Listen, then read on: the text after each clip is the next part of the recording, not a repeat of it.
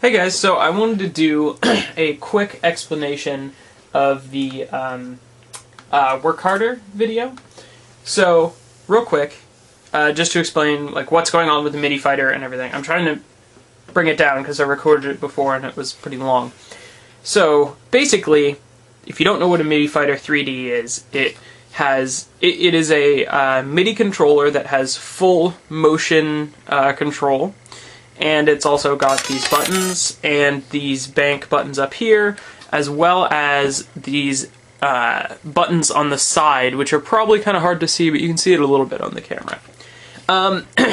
It's made by DJ Tech Tools, and they're really cool, and I would highly advise checking them out if you're interested in controllerism performance, which I am. So, to start off, in the video, I'm doing a lot of tilting and button pressing and stuff. So, to start off, Ableton. You can see Ableton now. And the first thing that I did is I tilted the controller. And that's something that's unique about the Midi Fighter 3D, is that you can MIDI map stuff to the tilting of the controller. So, an interesting thing to note is that tilting backwards and tilting forwards are two separate MIDI maps. Same with tilting this direction and tilting this direction. So, I'll just go through it as the video goes. So, I tilt the controller, and as you can see in Ableton, it triggered this drum loop. And that's a really simple MIDI map. I just click on the drum loop, and then I tilt the controller, and here I'll unmap it. So I click on that, and I just tilt the controller the direction that I want to map it, and now that drum loop has been mapped to that tilt direction. So then, the next thing that I did is I laid in the bass line. And so normally, these buttons scroll through basically banks of a drum rack. So if I go to a drum rack here, you can see this is the default area for the drum rack. You've got this 4x4 grid of samples, and then, of course, one up, one up, one up. You have these other, grids and down as well. These buttons basically control the grids from, I believe, C1 to C5. It's basically just like the octaves of the drum rack. If you know Ableton, you know what I'm talking about. But what I've done is not only have these control the area that you are playing in the drum rack, but also switching which tracks are armed. So if you see in Ableton, the first drum rack is armed right now, and if I click the second one, now the second drum rack is armed, and the third drum rack is armed. And I did this just so that I could record individual loops for the different drum racks, so I could have different samples. So, first thing I did was record it in the bass line, and that's what these top 4 buttons are for. You can see if I go into MIDI map mode, there are MIDI maps for each of these different spaces for clips, for loops. That's what these top 4 buttons are. This last one that was green in every screen was this last clip that's just an empty clip, so it allows me to jam on it. So those are default on that clip. And then I can use these other buttons to record loops. So the first thing I did was I, jammed a little bit with these samples. And then I hit this, which starts a loop recording. So that was a pretty bad recording, as you can tell. But now it's recorded this loop here. So that'll be playing, or unless I hit this last button here, which then maps it, or which then activates, arms this this empty clip. So, I've recorded that loop, then I go in here and start jamming. But the other thing is I start messing with the tilt controls here. So, if I tilt forward, I've got a beat repeat and delay on the bass line. If I tilt to the side, I've got a different beat repeat and delay on the drums. So tilting sort of sideways gives me a combination of the two. And then here's where I also start jamming with the lead synth. And so I'm getting some more expression by tilting backwards. So backwards is, I believe, a low or high pass filter in combination with an amp, which actually I can look at it right now. Yeah, so it's a high-pass filter with an amp and a ping-pong delay.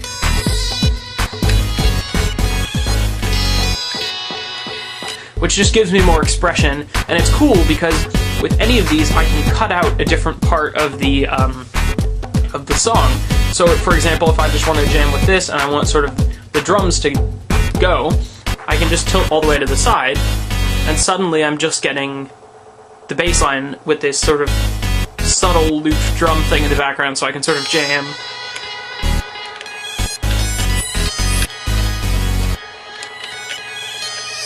And it also allows me to play with the filtering on the lead. So then what I did is I recorded a lead loop, so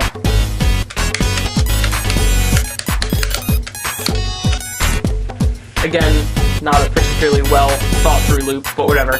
So I've got that loop, messing around with this, you know, the different filtering, and then I go into this bank, which is the harder, better, faster, stronger samples, and just mess around with them like.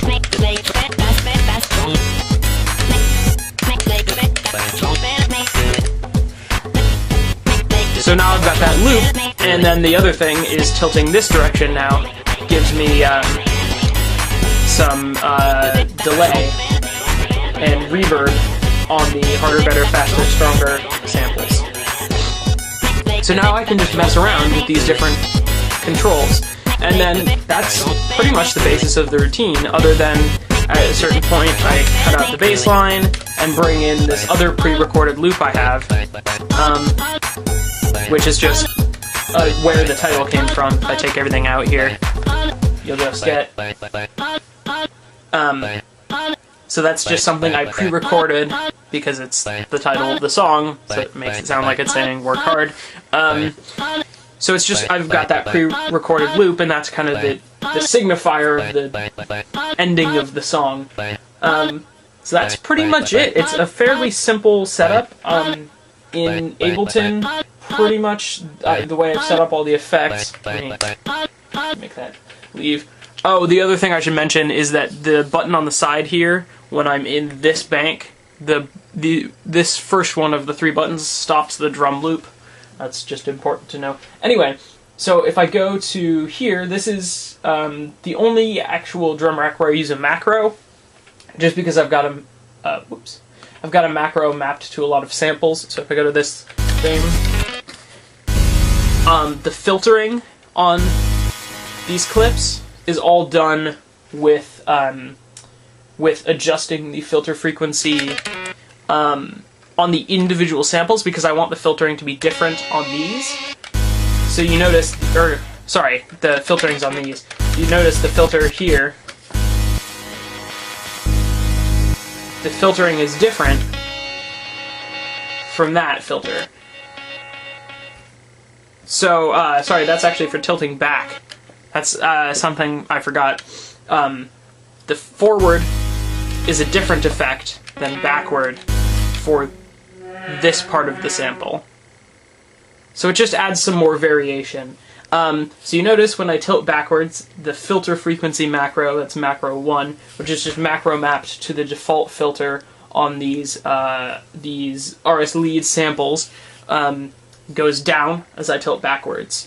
And basically what I did is I just mapped each of these to the macro, and then all I had to do was MIDI map that macro to the tilt.